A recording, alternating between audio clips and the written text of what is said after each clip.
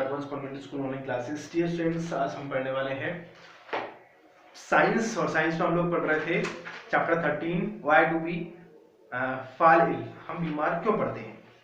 तो हम बीमार क्यों पड़ते हैं उसके बारे में हमने क्या पढ़ा था। सबसे पहले हमने पढ़ा था हेल्थ और इट्स फेल्योर के बारे में, ठीक है। और दूसरी बात हमने पढ़ा था हेल्दी और डिसीज फ्री होने के बारे में। हेल्दी और डिसीज फ्री दोनों में अंतर है, डिफरेंस है। क्या डिफरेंस है ये प्रीवियस क्लास में हमने पढ़ा था। अब इन दिस क्लास हम क्या पढ़ने वाले हैं, हम इस क्लास में पढ़ने वाले हैं कॉजेस ऑफ डिसीज, मतलब बीमारी के कारण। कॉजेस ऑफ डिसीज, क्या कारण होते हैं बीमारी के, क्यों हम बीमार पड़ते हैं, ठीक है। What causes disease. When we think about causes of disease, we must remember that there are many levels of such causes, causes. Let us look an example. बहुत सारे कारण हैं, कुछ एग्जाम्पल से देखते हैं। If there is a body suffering from loose motion, अगर हमारी बॉडी है, अगर आपको लूज मोशन हुआ है, we can state that the cause of the loose motion is probably an infection.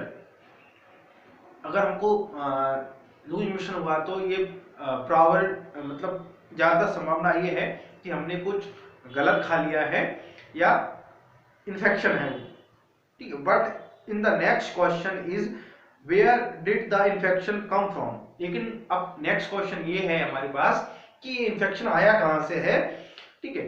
Suppose we find that the infection come through unclean drinking water. कभी कभार क्या होता है कि हम गंदा पानी पी लेते हैं, अनक्लीन वाटर पी लेते हैं। सपोज हम कहीं घूमने गए, पानी नहीं है, तो हमने कहीं से भी पानी पी लिया, और वो पता नहीं कैसा था, उसमें क्या था क्या नहीं था, कब से वो ताजा था भी या नहीं था, कब से रखा हुआ था। But may babies must have had this unclean water, drinking water. So why it is that one baby developed loose motion when the other babies did not? One reason might be that baby is not healthy. मतलब ये हो सकता है कि जो हम unclean पानी वाली वाटर वाली बात कर रहे हैं वो बेबीज में भी हो सकता है। लेकिन ऐसा क्यों कि एक बेबी सफर मतलब लूज मोशन से सफर हुआ, दूसरा नहीं हुआ, तो उसके पीछे एक रीजन ये हो सकता है कि जो one reason might be that this baby is not healthy. ये कि वो बेबी हो हेल्दी नहीं है, and a result it's might be more likely to have disease when exposed to risk. और इसका मतलब ये है कि उसको कोई डिसीज है, कोई बीमारी है, वो की एक्सपोज हो सकती है। अभी वो जो बीमारी है वो एक्सपोज नहीं हुई है, वो अंडर प्रोसेस है, ठीक है। लेकिन ये प्रॉबली है कि वो आने वाले कुछ टाइम बाद, अगर हम उसको वहीं पे रोकथाम नहीं करते हैं, वहीं पे उसका सॉल्यूशन नहीं करते हैं, तो आने वाले कुछ समय बाद वो एक्सपोज हो। Whereas healthier babies would not they why it is the baby not healthy, perhaps becomes not well nourished and do not get enough food. लेकिन ये कि बेबी अनहेल्दी क्यों होता है? बेबी अनहेल्दी इसलिए होता है, या तो हम उसको मतलब उसको प्रॉपर न्यूट्रिशन नहीं दे पाते हैं, उसकी माँ को भी हम प्रॉपर न्यूट्रिशन नहीं दे पाते हैं, ठीक है।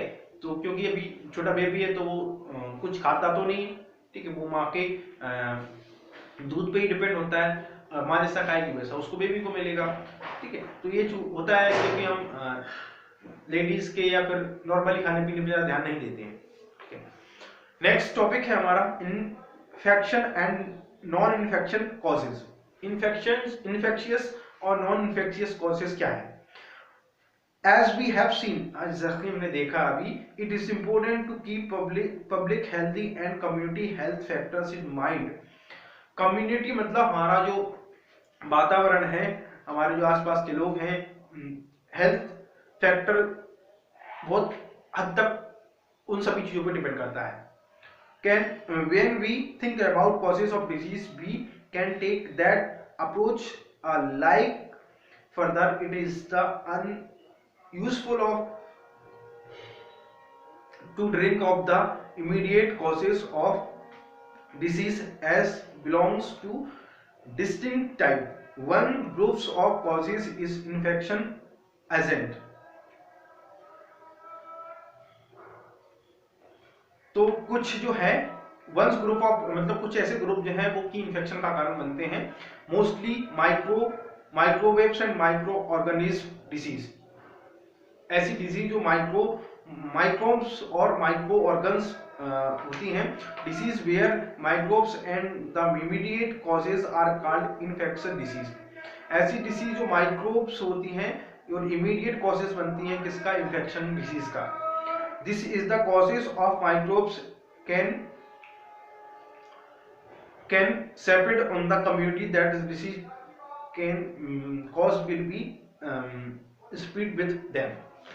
इस सबको अपन ऐसे समझते हैं, एक वर्ड है हाइजीन, है ना, पर्सनल हाइजीन। शायद आपने सुना हो पर्सनल हाइजीन मतलब एक अभी आज के टाइम की बात करें तो पर्सनल हाइजीन बहुत ज्यादा चलन में है। बहुत सारे प्रोडक्ट, बहुत सारी कंपनियां हैं जो कि उनको प्रमोट करती हैं पर्सनल हाइजीन के नाम से। क्या होता है पर्सनल हाइजीन? मतलब हम अपने आप की ऐसा स्वच्छ बना के रखें, सारी चीजें हम उनको इस तरह से रखें कि ये सारी जो इन्फेक्शन है वो ऐसे ही दूर रहे, हम अपने आप को इतना अच्छे से मेंटेन करके रखें। ठीक है, कुछ क्वेश्चन है हमारे पास। नेक्स्ट टॉपिक है हमारा इन्फेक्शियस डिसीज। क्या होती है इन्फेक्शियस डिसीज? डिसीज के बारे में और इन्फेक्शियस डिसीज के बारे में बात करने से पहले हम थोड़ा सा बात करते हैं। अगर हम बात करें अपने दादाजी से, अपने दादाजी से नहीं, पिताजी से भी कर सकते हैं, दादाजी से भी कर सकते हैं। तो हम उनसे पूछें क्या दादाजी आपके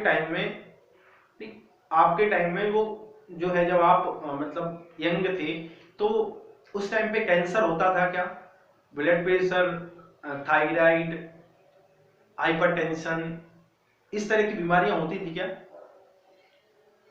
तो दादाजी बोलेंगे नहीं।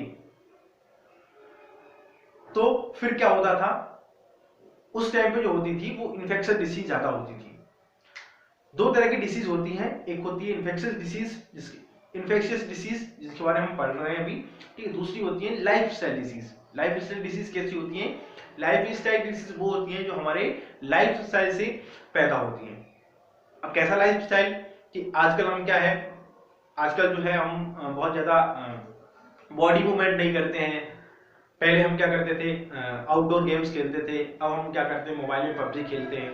हमारी बॉडी मूवमेंट करने का मौका नहीं मिलता है, ना हम कहीं रनिंग करते हैं। पहले हम कबड्डी, खो खो, क्रिकेट, बहुत सारी चीजें खेलते थे। अब खेलते हैं लेकिन बहुत कम खेलते हैं, ठीक है।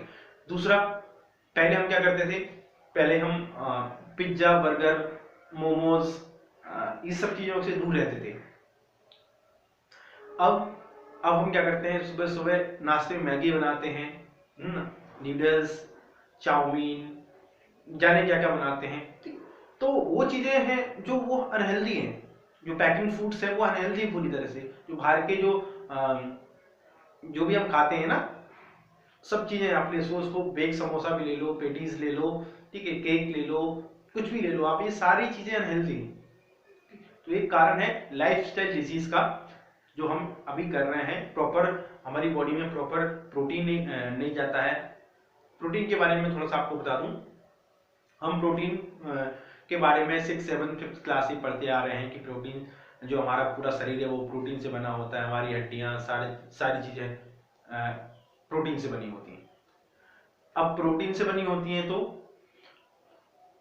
हमारा जो बॉडी वेट होता है, सपोज करो मेरा बॉडी वेट 70 kg है, तो मेरा जो बॉडी वेट है 70 kg है, तो मुझे पर डे मेरी बॉडी को मेंटेन करने के लिए 70 ग्राम प्रोटीन चाहिए। 70 ग्राम प्रोटीन चाहिए। लेकिन होता क्या है कि हम 70 ग्राम प्रोटीन नहीं ले रहे हैं। हम मोस्ट ऑफली लेते हैं तो 50%, मोस्ट ऑफली अगर हम अच्छे से डाइट कॉन्शियस हैं तो भी 50-60% लेते हैं, उससे ज्यादा नहीं ले पाते। हम खाने में क्या खाते हैं, हम खाने में खाते हैं चाउमीन, बर्गर, तो इनमें तो कुछ नहीं होता, प्रोटीन का तो नाम ही छोड़ दो आप, ठीक है। हम अगर खाते हैं दाल, सब्जी, रोटी, थोड़ा बहुत दूध, तो ये चीजें हम खाते हैं। तो इनमें से अगर हम बात करें तो हमको 40 to 50% प्रोटीन मिल जाता है, लेकिन थोड़ा और हम डाइट कॉन्शियस होते हैं, हेल्थ कॉन्शियस होते हैं, ठीक है, तो हम थोड़ी कुछ और चीजें खाते हैं, तो आपको 5-10% वहां से मिल जाता है, ठीक है।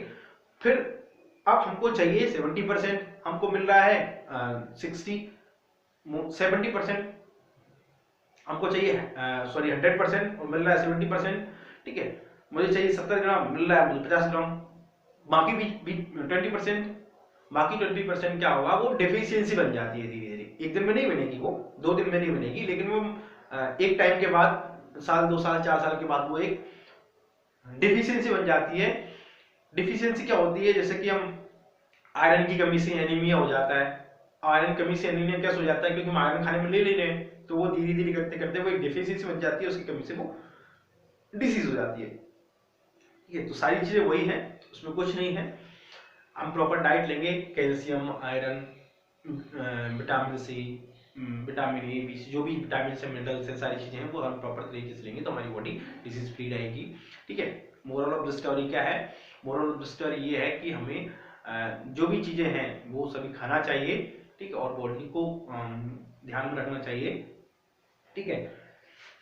तो इन्फेक्शन डिसीज के बारे में बात कर रहे थे। तो इन्फेक्शन डिसीज वो होती थी जो कोई भी इन्फेक्शन से होती थी, सपोज हमको मलेरिया हो गया, ठीक है, मच्छर ने काट लिया, तो डेंगू हो गया, ठीक है, तो ये सारी इन्फेक्शन डिसीज में आती थी, ठीक है। सर्दी जुकाम जो है वो ऑलरेडी इन्फेक्शन में ही आता है, ठीक है।